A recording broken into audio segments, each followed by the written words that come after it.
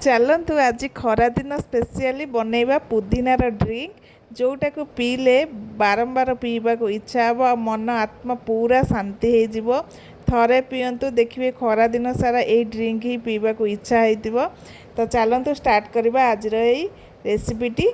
तो मु जीरा जेतिकी नहीं सेतिकी गोटा धनिया नहीं जी धनिया नहीं कि ताको टिके ड्राई रोस्ट करनबा। सी टिके भाजी हो गला पर गैस रो फ्लेम को ऑफ करनबा। से गरम तावा रे आमे टिके नहीं जिबा हेंगु। मेजरमेंट मु स्क्रीन रे दे देबे आपण माने चेक कर नेबे।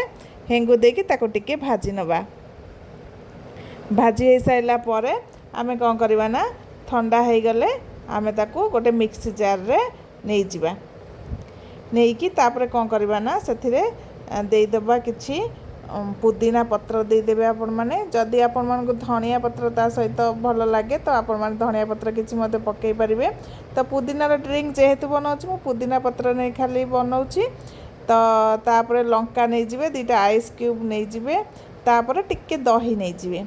दही नहीं कि ताको कौन करेंगे ना हम तादरे कला लुण देदेबे आ जोटा आम नॉर्मल लुण खाइबा लुण ताको मध्य देदेबा। दे देकी कौन करबा ना एई भଳି भाबरे पूरा फाइन पेस्ट करके नहीं आसीबा। तापरे आ गोटे जगार आम नहीं जिबा दही। एटा पूरा फ्रेश दही दही नहीं जिबे। दही नहीं कि सेथिरे जो ग्राइंडिंग कर रखिथिले ताको देदेबा। सेथिरे दे देकी प्रथमे आगे फेंटी नबा। भल भाबरे फेंटीबे।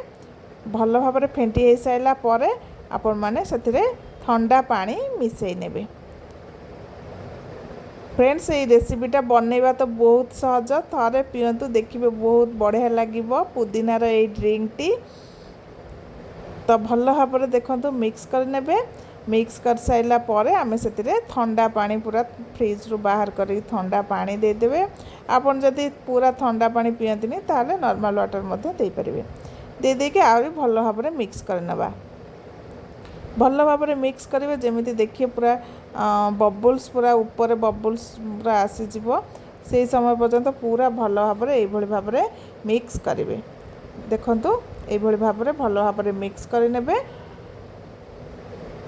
देखंतु पूरा बबल्स पूरा भल भाबरे आसी जाइछि।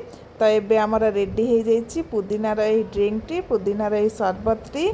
आपण माने खरा दिने पीबे बहुत बढ़िया रिफ्रेशिंग लागिबो। जदि खरा रो आसुचंदी ना एई भଳି बनै कि पियंतु। जदि घर को गेस्ट के आसुचंदी कोल्ड ड्रिंक्स दवा बदल रे एईटा बनै कि दियंतु बहुत बढ़िया लागिबो।